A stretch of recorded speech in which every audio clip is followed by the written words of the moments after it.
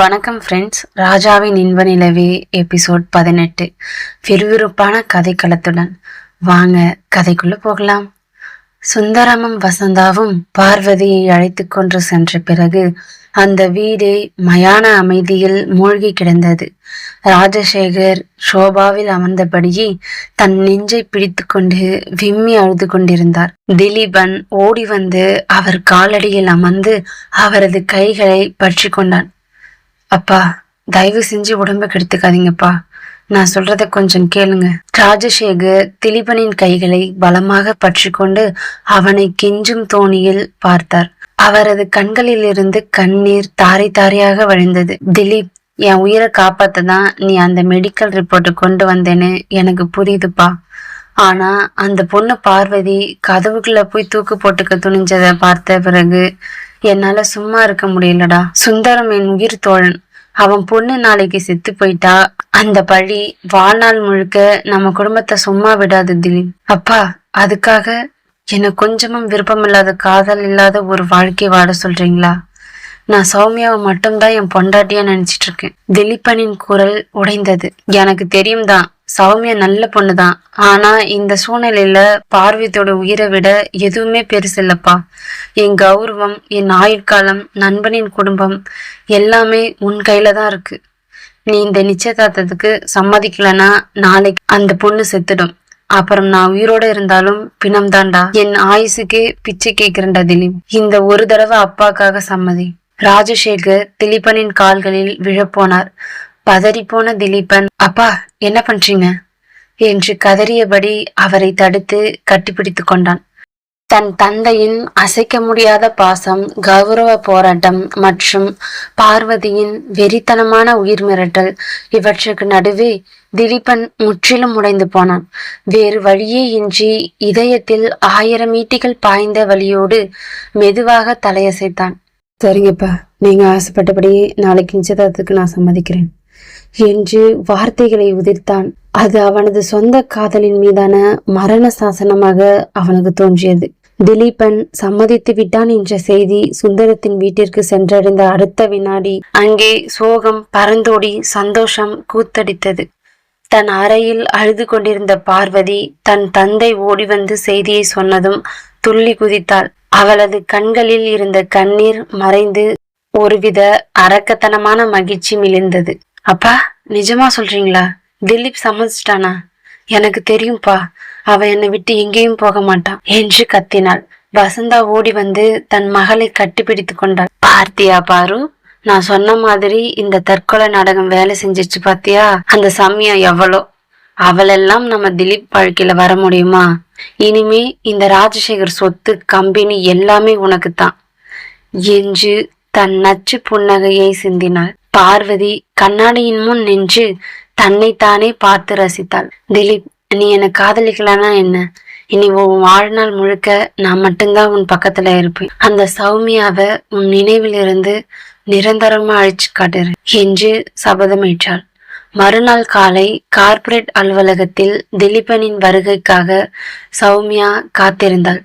அப்போது ஓடி வந்த சுவாதியும் சுரேஷும் முகத்தில் பெரும் அதிர்ச்சியோடு சௌமியாவின் கேபினுக்குள் நுழைந்தார்கள். சௌமி, உன்கிட்ட ஒன்னு சொல்லணும். சுவாதியின் குரல் நடுக்கமாக இருந்தது. என்ன சுவாதி, விக்ரம் எதுவும் பண்ணிட்டானா? சௌமியா பதற்றத்தோடு கேட்டாள். இல்லடி, நேத்து ராத்திரி பார்வதி தற்கொலை மிரட்டல் விடுத்து பெரிய கலவரம் பண்ணிருக்கா. ராஜசேகர் அங்கிள் காலில் விழுந்து கெஞ்சினதால திலீப் வேற வழி இல்லாம இன்றைக்கு மாலை நடக்கிற நிச்சயதார்த்தத்துக்கு சம்மதிச்சிட்டான்.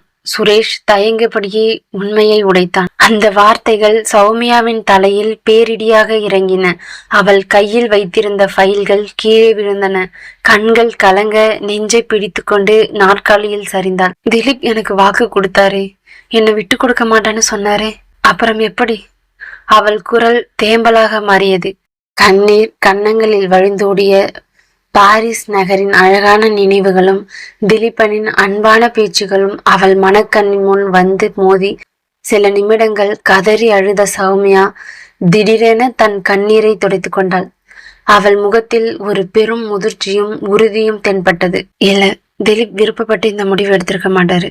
அவர் சூழ்நிலை கைதியா நிக்கிறாரு. தன் அப்பாவோட உயிருக்காகவும் கௌரவத்துக்காகவும் தான் காதலையே பலி துணிஞ்சிருக்காரு என்று தனக்கு தானே சமாதானம் சொல்லிக் கொண்டாள். சுவாதி அவளை கட்டிப்பிடித்து கொண்டு, சௌமி, நீ அழுடி, மனசு விட்டு அழு என்றாள். சௌமியா சுவாதியை விலக்கி, இல்ல சுவாதி, நான் அழுது திலீபனை இன்னும் பலவீனப்படுத்த விரும்பல. அவர் பட்ட கஷ்டம் போதும். ஒரு கார்பரேட் ஆபீஸ்ல ஹெட் பொசிஷன்ல இருக்கிறன்னா என் தனிப்பட்ட சோகத்தை ஆபீஸ்ல காட்டக்கூடாது. கம்பெனியோட வேலையை பார்ப்போம் என்று கூறிவிட்டு நடுங்கும் கைகளால் மீண்டும் ஃபைலை கையில் எடுத்தாள். அவளது இந்த முதிர்ச்சியான அணுகுமுறையை கண்டு சுரேஷும் சுவாதியும் மெய்சிலித்து போனார்கள். மாலை நேரத்து சூரியன் மெல்ல மறைய ராஜசேகரின் இல்லம் ஆயிரம் மின் விளக்குகளால் நட்சத்திர கூட்டத்தை போல ஜொலித்து கொண்டிருந்தது. பிரம்மாண்டமான மலர் அலங்காரங்கள், சந்தன மனத்தோடு கலந்த பன்னீர் வாசம், பின்னணியில் ஒலித்த மெல்லிய நாதஸ்வர இசை என அந்த இடமே விழாக்கோலம் பூண்டிருந்தது. பார்வதி அடர் சிவப்பு நிற பட்டு புடவையில் பிரம்மாண்டமான வைர நகைகள் மின்னிட முகத்தில் வெற்றி களிப்பும் வெக்கமும் கலந்த புன்னகையோடு மேடையில் அமர்ந்திருந்தாள். தான் நினைத்ததை அடைந்துவிட்டோம் என்ற மிதப்பும், திலீபன் இனி தனக்கே சொந்தம் என்ற இருமாப்பும் அவளது ஒவ்வொரு அசைவிலும் தெரிந்தது. ஆனால் திலீபன் பட்டு வேட்டி சட்டையில் கம்பீரமாக நின்றிருந்தாலும் அவனது கண்கள் ஒளிழந்து செத்து போயிருந்தன. அவனது உடம்பு மேடையில் இருந்ததை தவிர அவனது மனமும் உயிரும் சௌமியாவின் நினைவுகளில்தான் சுற்றி கொண்டிருந்தன. சௌமியா, உனக்கு நான் செஞ்ச துரோகத்துக்கு மன்னிப்பே இல்லடி என்று மனதுக்குள் கதறியபடி ஒரு உயிரற்ற பிணத்தை போல நிற்கதியாக நின்றிருந்தான். ஒரு மூலையில் விருப்பமே இல்லாமல் நின்று கொண்டிருந்த சுரேஷும் சுவாதியும் திலீபனை பார்த்து வேதனையால் துடித்தார்கள். மச்சான், திலீப் உயிரோட இருக்கிற பிணமா நிக்கிறான்டா. சௌமியாவோட வாழ்க்கை இப்படி ஆயிடுச்சு என்று சுரேஷ் கண்கள் கலங்கி கூற சுவாதி பெருமூச்சோடு தலையை குனிந்து கொண்டாள். ஐயர் மந்திரங்களை உறக்க முழங்கினார். சுபமுகூர்த்த நேரம் வந்துவிட்டது. தம்பதிகளின் நிச்சயதார்த்த தாம்பூல தட்டுகளை மாற்றி உறவை உறுதி செய்யுங்கள் என்று அசரீரி போல அறிவித்தார். மேடையில் சுந்தரமும் ராஜசேகரும் எதிரெதிரே நின்றார்கள். வசந்தா தன் சதி திட்டம் முழுமையாக நிறைவேறிவிட்டது. சந்தோஷத்தில் கண்கள் மின்ன பார்வதியை தொட்டு ஆசிர்வதித்தாள். பார்வதி வெக்கத்தால் தலைகுனிந்து மெல்ல கண் உயர்த்தி திலீபனை பார்த்தாள். ராஜசேகர் தன் கைகளில் பூ, பழம், குங்குமம் மற்றும் நிச்சயதார்த்த பட்டுப்புடவை வைக்கப்பட்டிருந்த தங்க தாம்பூல தட்டை ஏந்தினார். அவரது முகத்தில் தன் மகனின் வாழ்க்கையை எண்ணிய வேதனையும் அதே சமயம் குடும்ப கௌரவத்தையும் நண்பனின் உயிரையும் காப்பாற்றிவிட்டோம் என்ற ஒருவித பாரமான நிம்மதியும் கலந்திருந்தது. சுந்தரம் பேரானந்தத்தோடு தன் கைகளை நீட்டினார். ராஜசேகர் கைகளில் இருந்து அந்த நிச்சயதார்த்த தட்டு மெல்ல நகர்ந்து சுந்தரத்தின் கரங்களை சென்றடைந்தது. நிச்சயதார்த்தம் இனிதே நிறைவுற்றது என்று ஐயர் அறிவிக்க மங்கள வாத்தியங்கள் முழங்கின. சபையில் இருந்த அனைவரும் கைத்தட்டி வாழ்த்து மழை பொழிந்தனர். தட்டு கைமாறிய அந்த நொடியில் திலீபனின் நெஞ்சுக்குள் ஏதோ ஒன்று நொறுங்கி விழுந்தது. அவன் காதலின் கதவு என்றென்றைக்குமாக மூடப்பட்டு விட்டதாக அவனது மனம் அலறியது. சுந்தரம் சிரித்தபடியே தட்டை பெற்றுக்கொள்ள பார்வதி முகம் பூரிப்பில் திளைத்தது. திலீபன் தன் கண்களை இறுக்கமாக மூடிக்கொண்டான். அவனது இமைகளின் ஓரத்திலிருந்து ஒரு துளி கண்ணீர் ரகசியமாக நழுவி கன்னத்தில் இறங்கியது. நிச்சயதார்த்த தட்டு கைமாறி அந்த நொடியில் சுற்றிலும் ஒலித்த மங்கள வாத்தியங்களின் சத்தம் திலீபனின் காதுகளில் ஒரு மரண ஓலமாகவே கேட்டது. மேடையில் நின்றிருந்த ஒவ்வொரு நொடியும் அவனுக்கு நரக வேதனையை கொடுத்தது. சுந்தரம் பேரானந்தத்தில் ராஜசேகரை தழுவி கொண்டார். மச்சான், என் பொண்ணோட உயிரை காப்பாத்திட்டீங்க, இனிமே நம்ம குடும்பம் ஒண்ணுதான் என்று உணர்ச்சி வசப்பட்டு பேசினார். வசந்தா கூட்டத்தை பார்த்து கம்பீரமாக சிரித்து கொண்டே தன் பக்கத்தில் இருந்த உறவினர்களிடம் பெருமையாக பேச தொடங்கினார். பாத்தீங்களா, எங்க வீட்டு பொண்ணோட ஜாதக கட்டம் அப்படி. திலீபன் தம்பியை தவிர வேற யார் என் பொண்ணுக்கு ஜோடியாக முடியும் என்று தன் நச்சு பேச்சை தொடர்ந்தாள். பார்வதி மெல்ல எழுந்து திலீபனின் அருகில் வந்தாள். அவனது கைகளை பற்ற முயன்றாள். ஆனால் திலீபன் சடாரென தன் கையை பின்னுக்கு இழுத்து கொண்டான். அவனது கண்கள் சிவந்திருந்தன. திலீப், கோவப்படாதீங்க, இனிமே நம்ம ஒன்னாதானே வாழப்போறோம் என்று பார்வதி குரலில் போலி நயவஞ்சகத்தோடு கிசுகிசுத்தாள். திலீபன் அவளை ஒரு அருவருப்பான பார்வையை மட்டும் பார்த்துவிட்டு ஒரு வார்த்தையும் பேசாமல் மேடையை விட்டு இறங்கி தன் அறைக்கு நோக்கி நடந்தான். ராஜசேகர் அவனை பார்த்து பரிதாபப்பட்டாலும், விடுங்க, பையன் கொஞ்சம் உணர்ச்சி வசப்பட்டிருக்கான் என்று சுந்தரத்திடம் நிலைமையை சமாளித்தார். மாலை நேரத்து மண்டபத்தின் கொண்டாட்டங்கள் முடிந்து அனைவரும் ராஜசேகரின் வீட்டிற்கு திரும்பினர். சுந்தரமும் வசந்தாவும் பார்வதியோடு தற்காலிகமாக அந்த பிரம்மாண்ட வீட்டிலேயே தங்குவதற்கு ஏற்பாடுகள் செய்யப்பட்டிருந்தன. இரவு மணி 10. வீட்டின் பிரதான வரவேற்பறையில் அமைதியாக இருந்தாலும் அங்க நிலவிய சூழல் கனமாக இருந்தது. ராஜசேகர் சோபாவில் சாய்ந்து கண்களை மூடியிருந்தார். அவர் மனதில் ஒரு புறம் நிச்சயம் நல்லபடியாக முடிந்தது என்ற ஆறுதல் இருந்தாலும், மறுபுறம் தன் மகனின் சிரிப்பை நிரந்தரமாக பறித்துவிட்டோமே என்ற குற்ற உணர்ச்சி அவரை அறுத்து தின்று கொண்டிருந்தது. மச்சான், நீங்க ஓய்வெடுங்க, எல்லாமே நல்லபடியா முடிஞ்சது, இனி கல்யாண வேலையை பார்ப்போம் என்று கூறிவிட்டு தன் அறைக்கு சென்றார். அதே நேரத்தில் தன் அறையில் இருந்த பார்வதி கண்ணாடியின் முன் நின்று தன்னை அழகு பார்த்து கொண்டிருந்தாள். பாத்தேடி பார்வதி, நினைச்சதை சாதிச்சிட்ட என்று அவளது உள்மனம் கூறியது. அப்போது அறைக்குள் நுழைந்த வசந்தா கதவை மூடிவிட்டு நம்மட்டு சிரிப்பு சிரித்தாள். பார்வதி, நம்ம பிளான் எவ்வளவு பர்ஃபெக்டா முடிஞ்சது பாத்தியா? அந்த திலீபன் எவ்வளவோ துள்ளுனா கடைசியில உன் காலையில வந்து விழுந்துட்டான்ல. பார்வதி புன்னகைத்தாள். ஆமாம்மா, ஆனா திலீப் இன்னும் அந்த சௌமியாவே நினைச்சிட்டு தான் இருக்கான். அவனோட கண்ணுல இருக்கிற கோபம் எனக்கு புரியுது.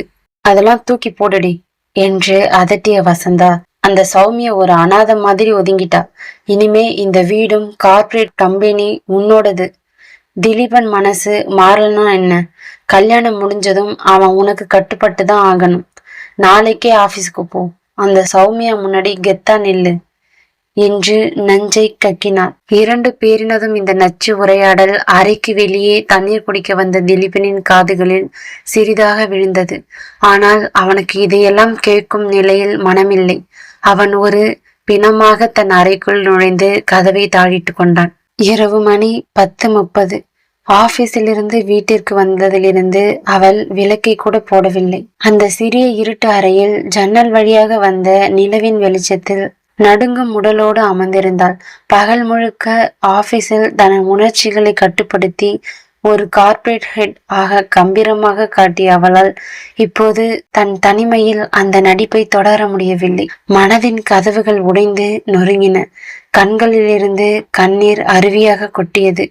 நெஞ்சை அழுத்தி கொண்டு கதறி அழுதாள். ஏன் திலீப், ஏன் எனக்கு இப்படி ஒரு விதியை கொடுத்தீங்க?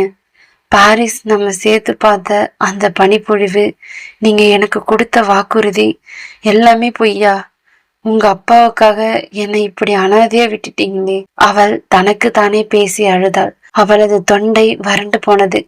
தரையில் அமர்ந்து தன் 2 முழங்கால்களையும் கட்டிப்பிடித்து கொண்டு தலையை புதைத்து கொண்டாள். அப்போது கதவு தட்டப்படும் சத்தம் கேட்டது.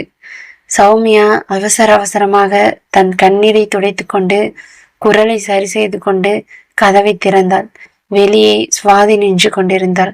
கையில் உணவு பொட்டலத்தோடு வந்திருந்த சுவாதியின் முகத்தில் பெரும் கவலை. சௌமி என்று சுவாதி அழைத்ததுதான் தாமதம். சௌமியா மீண்டும் உடைந்து போய் சுவாதியை கட்டிப்பிடித்து கொண்டு ஓவென்று அழுதாள். சுவாதி, என்னால தாங்க முடியலடி, நெஞ்சு வெடிச்சிடும் போல இருக்குடி. அவர் வேற ஒரு பொண்ணுக்கு நிச்சயதார்த்தம் பண்ணிக்கிட்டாருன்னு நினைக்கும் போது என் உசிரை போகுதுடி. சுவாதி அவள் முதுகை தட்டி கொடுத்து கண்ணீர் வடித்தாள். சௌமி, அழாத. திலீப் வேணுனே இதை பண்ணலடி. சூழ்நிலை, அந்த பிசாசு பார்வதியும் அவங்க அம்மா வசந்தாவும் சேர்ந்துதான் பண்ணின சதி இது. தெரியும்டி, எனக்கு எல்லாமே புரியுது. திலீப் தப்பு பண்ணல, அவர் சூழ்நிலை கைதி. ஆனா அந்த புரிதல் என் மனசுல இருக்கிற வலிய குறைக்கலையடி என்று கதறினாள் சௌமியா. சுவாதி அவளை மெல்ல அழைத்து சென்று சோபாவில் அமர வைத்தாள். சௌமி, நீ சாப்பிடுடி. நேற்று நைட்ல இருந்து நீ எதுவும் சாப்பிடல. எனக்கு எதுவும் வேண்டாம் சுவாதி, தொண்டையில தண்ணி கூட இறங்கல என்று மறுத்தாள் சௌமியா. சுவாதி வலுக்கட்டாயமாக ஒரு ஸ்பூன் உணவை அவள் வாயில் வைக்க முயன்றாள். சௌமியா அதை மறுக்க முடியாமல் மென்றாள். ஆனால் அந்த உணவு அவளது கண்ணீரோடு கலந்து தொண்டையில் சிக்கி வதைத்தது. ஸ்வாதி, நாளைக்கு நான் ஆபீஸ்க்கு போகணும். திலீப் முன்னாடி நான் பலவீனமா நிக்க கூடாது. அவர் ஏற்கனவே நொந்து போயிருக்காரு. நான் அழுது அவர் இன்னும் கஷ்டப்படுத்த விரும்பல என்று சௌமியா தன் கண்ணீரை துடைத்தபடியே கூறினாள். நீ ஏன் சௌமி இன்னும் அவரை பத்தியே யோசிச்சுக்கிட்டு உன்னை விட்டுட்டு போன அவரை நினைச்சு நீ ஏன் கவலைப்படுற என்று சுவாதி கோபமாக கேட்டாள். சௌமியா ஒரு மெல்லிய வேதனையான புன்னகையை உதிர்த்தாள். காதலுங்கிறது அடையிறதுல மட்டும் இல்ல ஸ்வாதி, நாம நேசிக்கிறவங்க நல்லா இருக்கணும்னு நினைக்கிறதும் தான் இருக்கு. திலீப் தன் அப்பாவோட உயிருக்காகவும் தன் காதலிய தியாகம் பண்ணியிருக்காரு. அப்படி இருக்கும்போது நான் சுயநலமா என் காதல் மட்டும் புடிச்சு தூங்கி அவரோட தியாகத்தை கொச்சப்படுத்த கூடாது. சௌமியாவின் இந்த யதார்த்தமான முதிர்ச்சியான பேச்சை கேட்டு சுவாதி வாயடைத்து போனாள். ஒரு சாதாரண பெண் இந்த அளவுக்கு யோசிக்க முடியுமா என்று வியந்தாள். இரவு 11 மணி. சுவாதி சௌமியாவை தூங்க வைத்துவிட்டு சென்ற பிறகு சௌமியா மீண்டும் ஜன்னலோரமாக வந்தாள். தன் போனை எடுத்தாள். அதில் திலீபனுடன் பாரிஸில் எடுத்த புகைப்படங்கள் வரிசையாக இருந்தன. அவனது சிரித்த முகம், அவளை அன்போடு பார்த்த கண்கள் எல்லாவற்றையும் தொட்டு பார்த்தாள். இதுதான் நம்ம காதலோட கடைசி நினைவா திலீப்? இனிமே உங்க வாழ்க்கையில பார்வதி மட்டும்தான் இருப்பாளா? அவளது கண்ணீர் துளி போன் திரையில் விழுந்து அந்த புகைப்படத்தை மறைந்தது. அதே நேரத்தில் தன் அறையின் பால்கனியில் நின்று கொண்டிருந்த திலீபன் வானத்தை பார்த்தபடி சௌமியாவின் நினைவுகளில் மூழ்கியிருந்தான். அவனது கையில் சௌமியா அவனுக்கு பரிசளித்த ஒரு சிறிய கை கடிகாரம் இருந்தது. இருவரும் வெவ்வேறு இடங்களில் வெவ்வேறு சூழலில் இருந்தாலும் அவர்களின் இதயங்கள் ஒரே வேதனையை தான் அனுபவித்துக் கொண்டிருந்தது. விதி அவர்களை பிரித்துவிட்டது. குடும்ப கௌரவமும் சதி திட்டமும் வென்றுவிட்டன. ஆனால் சௌமியாவின் இந்த அளப்பரிய தியாகமும் முதிர்ச்சியும் திலீபனின் அமைதியான வேதனையும் வரப்போகும் நாட்களின் கதையை எந்த பாதைக்கு கொண்டு செல்ல போகிறது என்பது காலத்தின் கைகளில் தான் இருக்கிறது. இந்த கதையை தொடர்ந்து கேட்க நமது அவல்கீதம் சேனலை சப்ஸ்கிரைப் செய்து ஆதரவு கொடுங்க ஃப்ரெண்ட்ஸ். இதற்கு முந்தைய எபிசோடுகளை பார்க்காதவங்க டிஸ்கிரிப்ஷன் பாக்ஸில் லிங்க் இருக்கு, அதை கிளிக் பண்ணி பாருங்க ஃப்ரெண்ட்ஸ். நன்றி.